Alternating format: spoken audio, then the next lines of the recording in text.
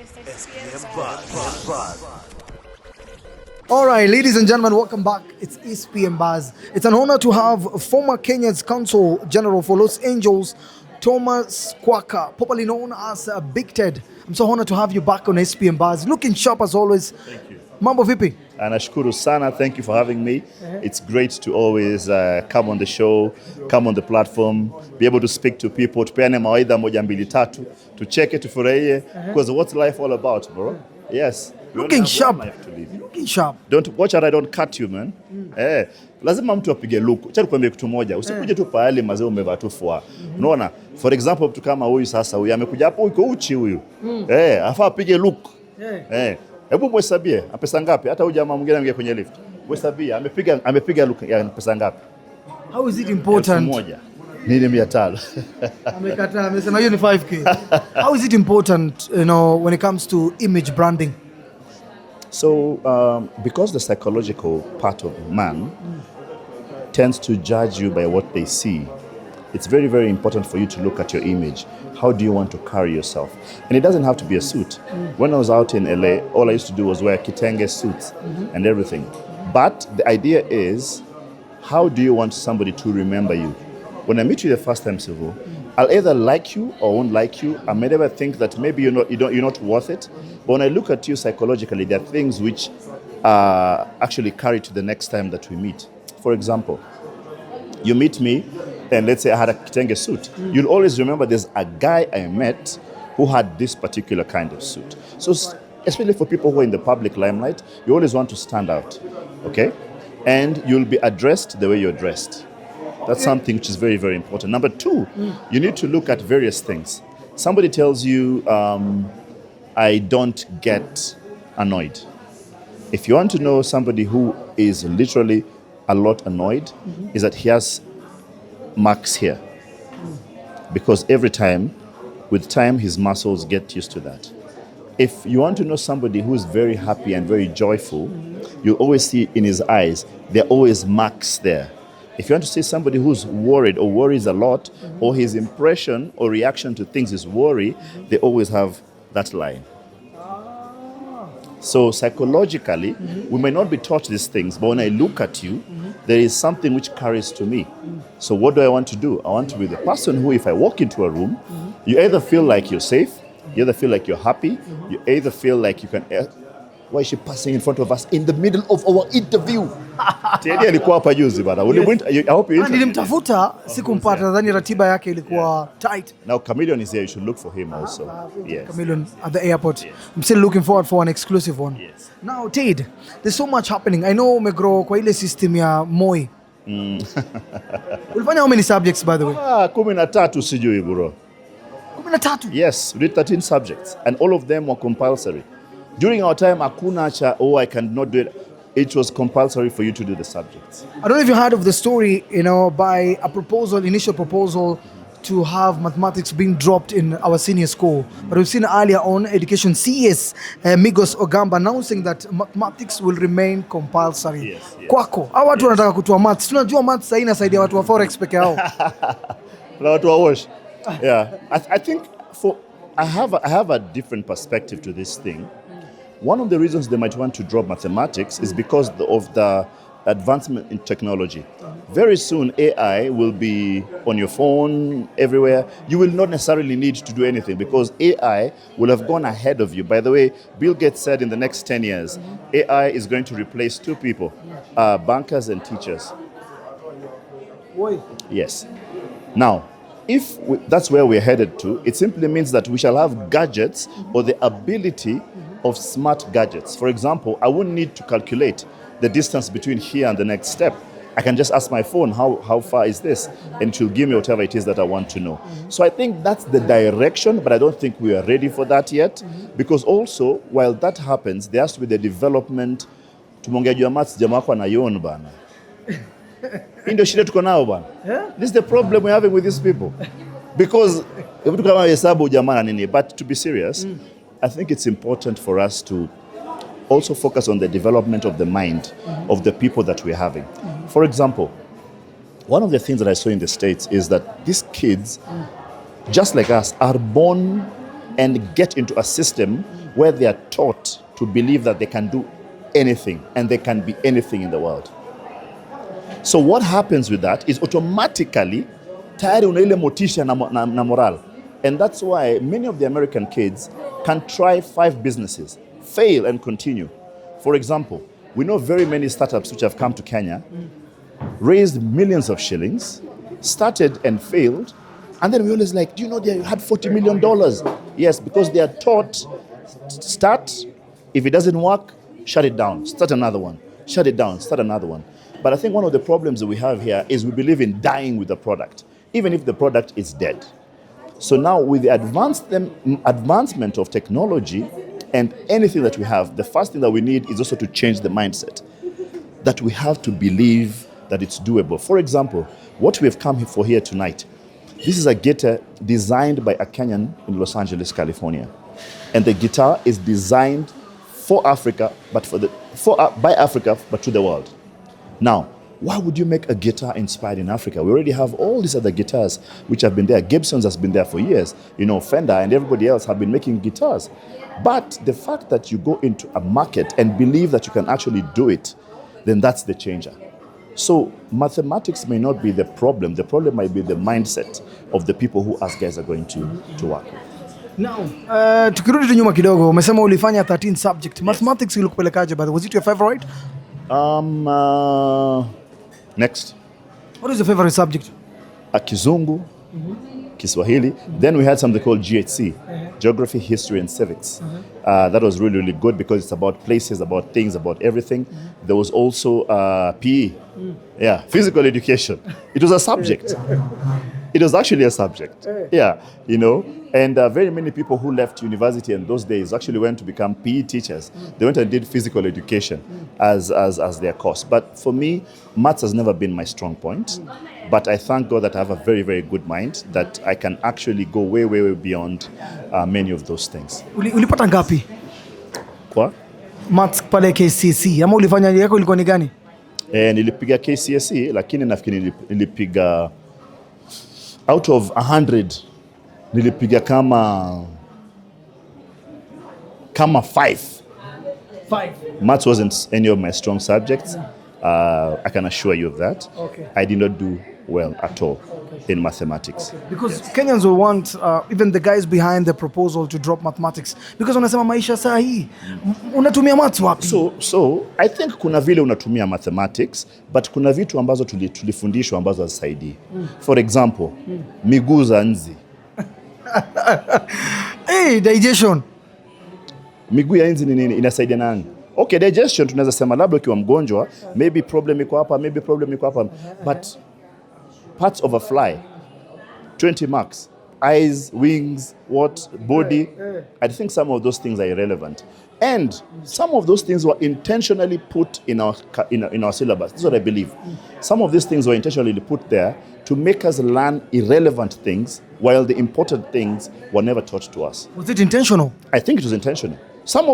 We grew up in the village. We know how many legs a fly has. I know how a fish looks like inside out because I eat fish every day. But we are not being taught. For example, I went to a school in LA, and one of the subjects that they teach is CNA. Now, CNA is what many Kenyans in America go to do when they go to do nursing. But it's being taught in high school. So in the 4 years that you do CNA, by the time you finish, you are a CNA. So wewe na ule jamaa ametoka Kenya, mko one area. What are they trying to do? To prepare you for the job market. That by the time you leave high school, you have your future ready. So one of the things we need to do with our courses is future-proof our kids. For example, that's why right now robotics is a very, very important subject. That should be compulsory. Why? Where we are going to, it's AI, it's robotics, it is all these things. And how can it be found? It can be found in things like gaming. Because gaming actually programs your mind on how to do coding. So there are all these things that I think right now needs to be reviewed. We need to review our curriculum. We need to review how we teach our students. Yes, you cannot teach me with a P1 computer and the world is using a P6 computer. There's nothing you've done. It's the same way sometimes. Hizo computer ziko kweli? Sometimes ile engine block iko pale kwenye university ni ya lori ya 20 years ago. So when will I ever do an automatic car? So right now we need to be thinking about AVs, about EVs. We need to be thinking about coding, gaming, even sports. Sports medicine is the biggest thing. The reason why right now we have the world coming to Kenya and almost beating us in the games that Kenya is traditionally big in is because of that, sports medicine. They understood that if you run against the wind, or if you run in the morning or in the evening, you build capacity. So we need to insert science in everything that we're doing. Okay. All right, now let's shift our attention a bit to what is ongoing in the country. We saw His Excellency William Samoei Ruto traveling to China, not for the first time, to try maybe seal deals for the Kenyans. Now, allow me to read for you some of the deals President William Samoei Ruto has secured for Kenyans in China. A total of 82 million. 107 billion signed for the second day. Chinese firms to accept lease Hilton Intercontinental Hotels, a farm to establish chicken laying farm. Alafu kuna hiyo story ya manufacturing of textile and solar powerhouse. And then as well, just to finalize, steel farming. And then Jubako Tech Farm. Now you coming in as a creative, in the industry, it is so sad to see His Excellency William Samoei Ruto not securing a deal for the creative in the industry. We have so many malls. We don't have a theater. We don't have a modern, facility whereby we can host events. Chris Brown failed to come to Kenya because we don't have a modern, facility. What is your take on that? All right. Number one, I think Chris Brown did not come here because of that. I think what we've done is sold rumors about the real reason why Chris Brown couldn't come. Let me tell you, any artist can perform here. The cost of putting up that concert is what will be too much. So for example, I can show you on my phone, I have a request for one very big artist to come to Kenya, and they've told me this is our budget. Can you put it together? Now I know very well I cannot be able to get the sponsors to cover that whole amount. And even after I do the gig, I will not be able to make any money. So why should we do it? It's a job, so we won't do it on charity. So that's one, which is very, very important. One of the things we need to look out for in this term of the president, we're just about to finish the Talanta Stadium. That will be a state-of-the-art product.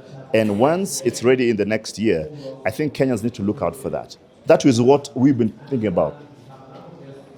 It's coming in very, very soon. But let me speak about the deals that the president brought in and what he got and what is the importance to some of them. For example, number one, food security is very important. And something that we've been trying to do in Kenya is to ensure that the country is food secure. So seeing that's the whole aspect of chicken laying and everything and all that, that is big. Because one of the things that will happen here is transfer of technology. They will set it up, but what shall happen? In fact, let me tell you, about 10 years ago, there was a proposal by the Chinese government then to set up a pig rearing project in Kenya, where all the houses around the Rift Valley into Kiambu and into Nairobi were meant to grow pigs, maybe about 5 or 6 or 10 pigs each, and they were going to buy it whole. So one of the things we need, and one of the things that the president is doing, which is very clever, is making sure that, number one, apart from food security and transfer technology, is that we do things that employ the young people. Because we have a bustling youth population. So immediately we have these factories and we have all these projects going, it will automatically absorb a whole number of people to go in. Even the Jobs Abroad program, the idea is this, can we send out as many young people to go out into these other worlds, find out what is being done there, and apart from remittance, be able to bring back, knowledge, which is very, very important. Now, garment making, I just had a deal 2 weeks ago, and this company who had met in LA approached me, and they wanted to start exporting suits from Kenya to the States. 400 suits a day. That's huge. We don't have, right now, any company in Kenya which does mass production of suits. Opportunities, If you look at the creative sector, right now the world has moved into green screen. Most movies that you see are being shot on green screen. Now, before we would do green screen cloth, and then we went into a black screen, which is put on the post, but now we're doing LED screens, whereby even most of the action movies you're watching, the whole background is an LED screen. Now, we need that kind of facility here. That's why we have Konza. And we've been talking about this for a very, very long time and trying to impress investors to come into Kenya and invest in this particular issue. Because the creative economy is the next big thing. But we need people who are willing to invest in that. Let me speak to the issue of the hotels. Masterstroke. The CBD of any country, the Central Business District, is the attraction point anyway. If I ask you about Dubai, you can tell me there's a desert, but you'll tell me about the CBD. So the CBD needs to be vibrant, and this effort to save the CBD is excellent. Imagine if we have 2 more state-of-the-art hotels, properly made. The Lyco Regency is about to be finished. Now we have 2 more in the CBD. Do you know the CBD will come back to life? You know, previously, maybe you're not there then, but Hilton used to have a pub downstairs called the Jockey Club. And the Intercon had a pub down there where there was karaoke and there was salsa and everything. And it was vibrant. So we need to bring back all this action. And you know very well that the governor has been talking about the whole aspect of revitalizing the CBD. So I think that's very, very important.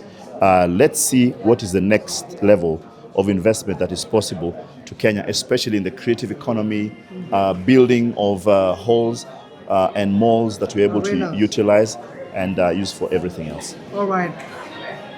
I know you're Christian. I don't know if you go to Catholic. I do what? Do you go to Catholic church? No, but I know about it. All right. On Saturday, the late Pope Francis will be laid to rest. Yes. What memories do you have from the late Pope? I remember that time when he visited Nairobi. You were among the people about organize the event, and everything went successful. Yes. Let's talk about that. Yeah, well, it was an amazing visit. So of course, mine was not too emotional because I'm not a Catholic.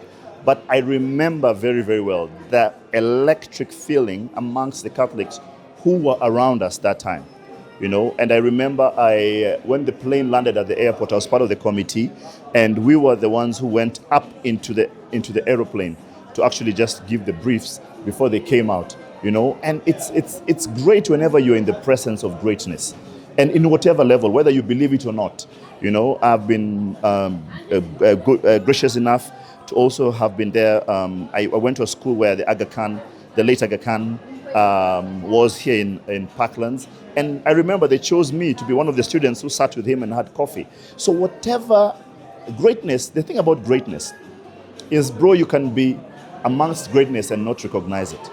One of the things I've done in my life is made sure that anywhere I am, I must recognize greatness. You must walk into a room and go like, that's Kido. You know, that's greatness. I must go there and see, oh, that's so-and-so, that's greatness. You know, that's why we're here today, because this is greatness. So being aware of what's happening, for me, is more important than anything else. For the Pope, may God rest his soul in peace, I think the idea that there was this aura and a charged room looking up to him was amazing. I remember State House, when he went into a room and he blessed a couple of people and to the diners. And I remember he actually refused to use the official limousines, and he actually drove a Fiat. You know, he was driven in a small Fiat, you know, vehicle all the way to his hotel. So for me, that's greatness. Hopefully we'll see an African Pope next. Well, is it time? It's time, and I keep hearing that there's the possibility, but let's wait for the white smoke. As we wind up this conversation, to pick a story, a showbiz kidogo. You know, you've seen what Juma Jokes did the other day. Yes. I don't know how many weddings. Kuna harusi ya mkeka, kuna white wedding, kuna traditional wedding. Wakavuka Nigeria, the same traditional wedding, white wedding. So I think one of the things we need to realize is, and I don't know, I've been actually challenging myself over the last few days and wondering, do I suffer from false humility? And I've been asking myself that question, and I was talking to some friends and asking them, do you think, is mine false humility or real humility? Now, our culture on this side of Africa, we are not taught to blow up everything. That's why whenever we hear about a wedding which went for 1 week, we're like, what were they doing for 1 week? When we hear about a guy hiring a plane, we're like, why did he hire a plane?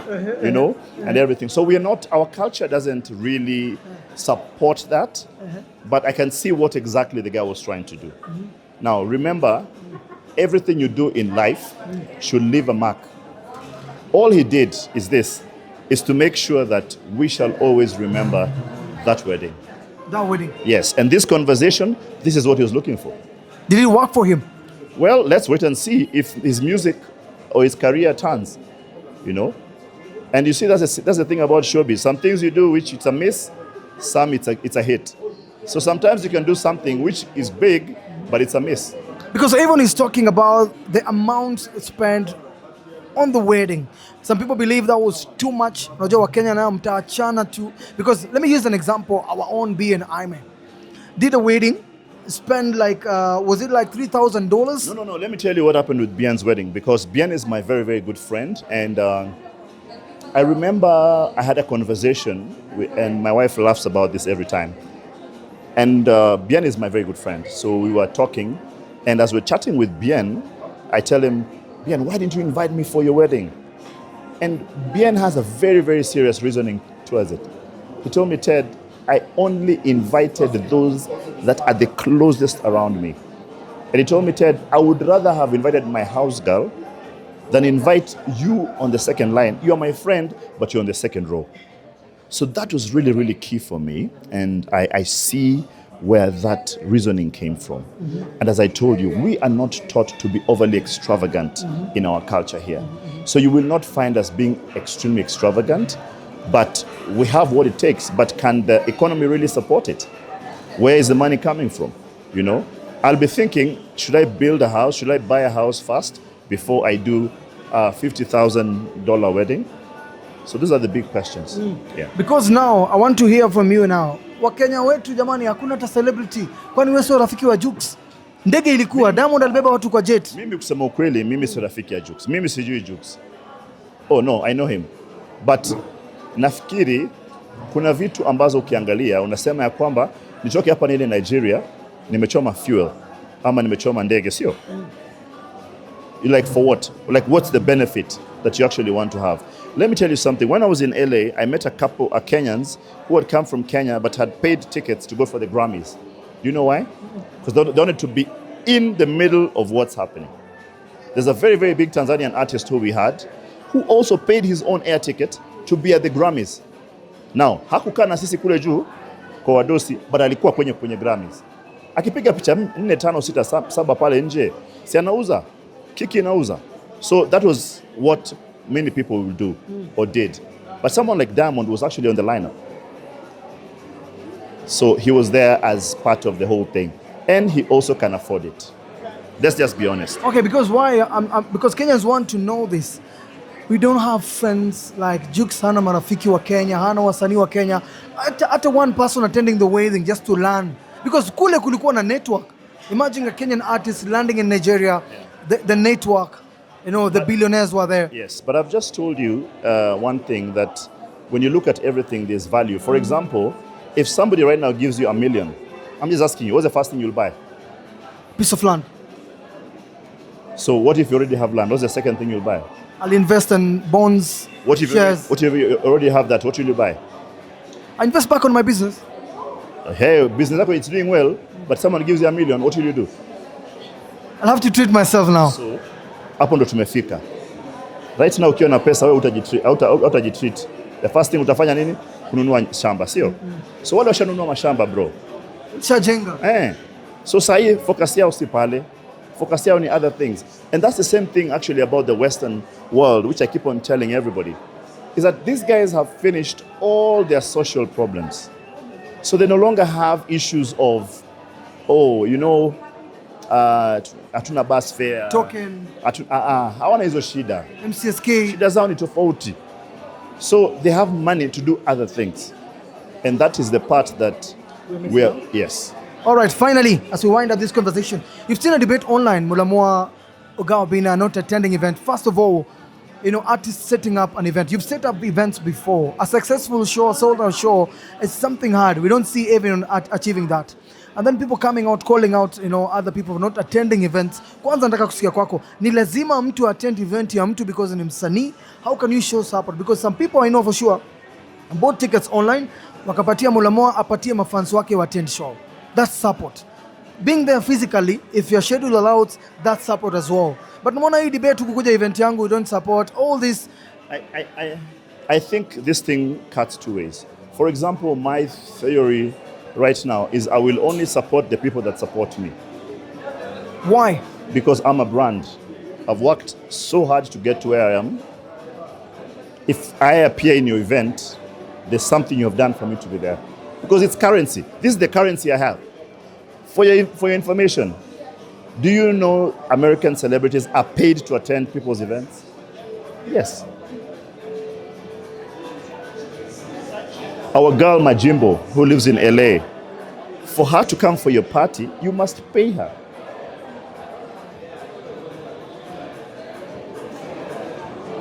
So there's that part. But the other part is, how do we support each other? How do we make sure that you grow to the next level? That one has to work this way. I'll scratch your back, but you also you'll scratch my back. It's a favor two-way.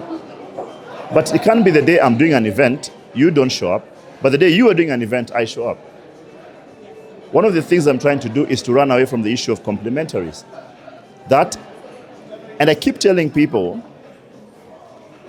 if you give somebody work that I can do, and then you have a harambe and call me, Kido, where do I get the money to pay the harambe?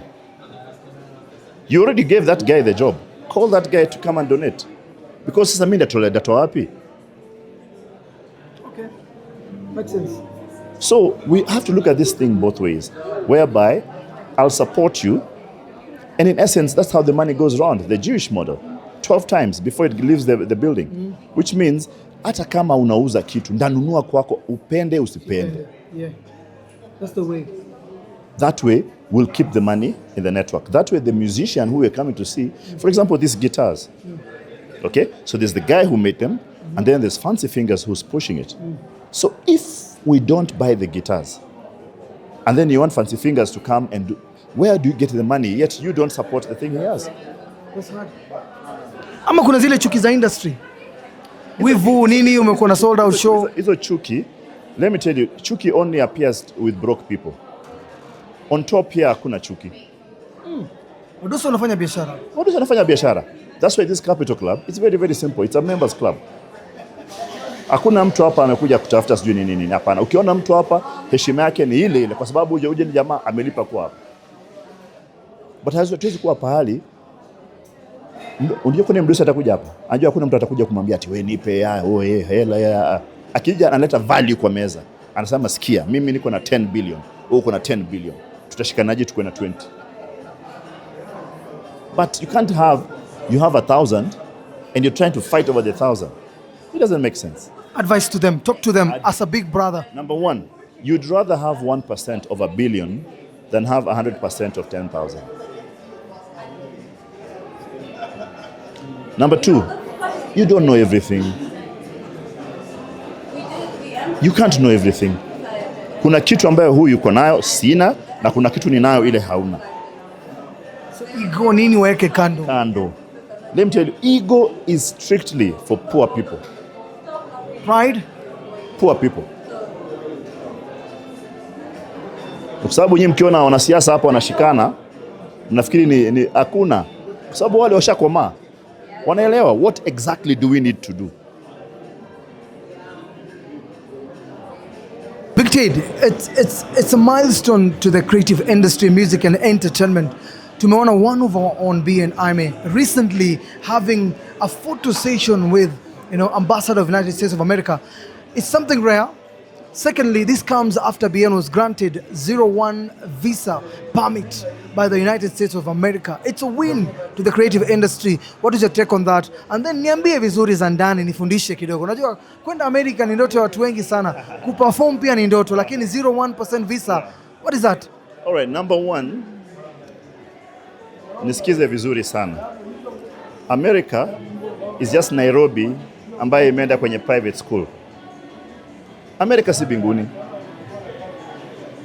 So wasanii na kila mtu waje kujua because they want to go to the States. And let me tell you something about the States. In the States, ukijituma, America inatumika. Usipojituma, utaishi fukara hata kushinda Kenya. Na nakwambia ukweli wa Mungu.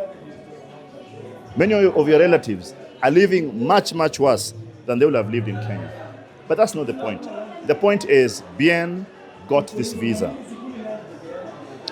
America respects systems. America respects systems. If you follow the right system and the right process, the system in America responds by making sure that you are very well rewarded. Hey, I know this guy. I know, you know that guy? Yeah. I know that nigga. Come say hi. Msalimie, hata nikuruhusu msalimie. How are you? Long time. Have you been? Good to see you. Looking good as well. Yeah. What's up? Kido. Good to see you bana. Unatisha sana. Inabidi. Unatisha. Inabidi sana. Wewe hiyo kitu ulikuwa unaongea. Was talking something positive. Umeniingiza kwa interview. No. Something positive about you guys. Just move a bit. Yes. Ujamaa anapiga zoezi huyu. Anapiga zoezi kweli yani. Hata ile atizi. But kimziki. The American system responds to you by being able to facilitate you when you do the right thing. I think one of the biggest problems we've had is that over time we have tried to circumvent the system in America and in many other countries. For example, somebody will live here,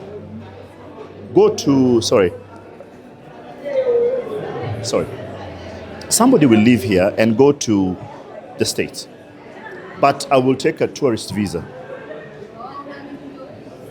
But you don't imagine that the people who issue the visas or approve the visas or approve your stay and your visit actually know what you're doing. I think for a very long time tumechukulia ni kama hawa watu hawaelewi kitu inaendelea Kenya. Hii siasa mingi. Wacha nisalimie watu kwanza. Salimiana. Wacha nisalimie watu. Savara here, happy to be here. Wacha niachie kwako. Unajua kwaka ni chairman wangu. So wacha nimwache mazaa na yeye vizuri kwa heshima yenu, but I'm happy to see you guys and I'm thankful to be here, man. Big up on Safari. I saw your credits there, being part of that jam. Yes. Amazing. That was good. Yeah, hapana. Maliza tu na kwa kamia alafu I will talk later. Yes, let me say hi to people first. But thank you. All right. We'll be in touch, Kido. Niko area. Sawa bosi. Wewe chapanisha wacha nikam. So I think that's one of the things that we don't do right, whereby we actually try and circumvent the system. I think the American system is also fair, that if you go there with the honest part, and maybe there's a margin of error, I don't speak for them, but I believe they will honor whatever it is that you did. What he did, he applied for the right, correct visa of a working person. And it was very clear, I'm going to work in these areas, I'm going to earn this amount of money, and I will pay taxes on this money. And the system there actually replied to him. That was it. Many times we assume that these guys have no idea what we do, but I don't think that's the case. I believe there's some level of integrity which they'd want us to actually have. Yes. Who are these people that make decisions? Are they Kenyans? Because now sasa unajua mtu anataka advice kama wazungu wanijui mimi ni msanii. Well, labda ni hivyo, and maybe that's the problem. Maybe inaweza kuwa ni mimi ama inaweza kuwa ni wewe, labda wewe kidogo, labda ndio una approve. Unaona? But the idea is I think everybody must have a QC, quality control. Useme, for example, kama wale watu wamekuja kwenye hii function, si kila mtu yuko hapa, si na wetu tuko kwenye industry, wengine wako hapa. So kuna jamaa alikaa chini akakagua akasema ndaka watu this particular person. So pale hivyo lazima kuwe na ukweli. Na tuache mambo ya kila saa kona. Si kila mtu mjinga bana. Tulikuwa na shida pale kwenye nini? Mtu ananipigia na ananiambia, "Wewe kwenda nyinyi amfanye hivi." Namwambia shida nini? Ananiambia shida ni walikuwa naenda matanga. Haya, namwambia hebu nionyeshe barua. Barua ameka watu 3,000. Wanakuja matanga. Wanaenda matanga. Sasa hata kama the guys there unafikiri ni wajinga, surely speaking. Mpaka jamaa pale walikuwa wanafanya kazi ile, unalipa jamaa 400 500, anawekwa kwenye list ya matanga, alafu anaenda embassy. But I don't think that's how it works right now. With technology, there are too many things that they're able to tell. They can tell if you're really a family member, wewe si ndugu, wewe si dadake, wewe ukienda wewe urudi. Kuna vitu vingi sana ambayo naangaliwa. So system side iko very tight, and I'm just saying, let's do the right thing. If you're going there for business, take a business visa. If you're going for tourism, take a tourism visa. If you're going there to work, apply for it the correct way. I think they will respect you if you tell the truth. Do you feel like we need to go to America? No. East and Central Mid-Africa has 763 million people. Kido, how many viewers do you need to pay $1 million? If there are 763 million people, wewe ukipata 1 million, suko sawa? So mbona tutafutie 1 million? Wa Nigeria wako na saying, they say, what you're looking for in Sokoto, which is a far away town, is in your Mokoto, your pocket.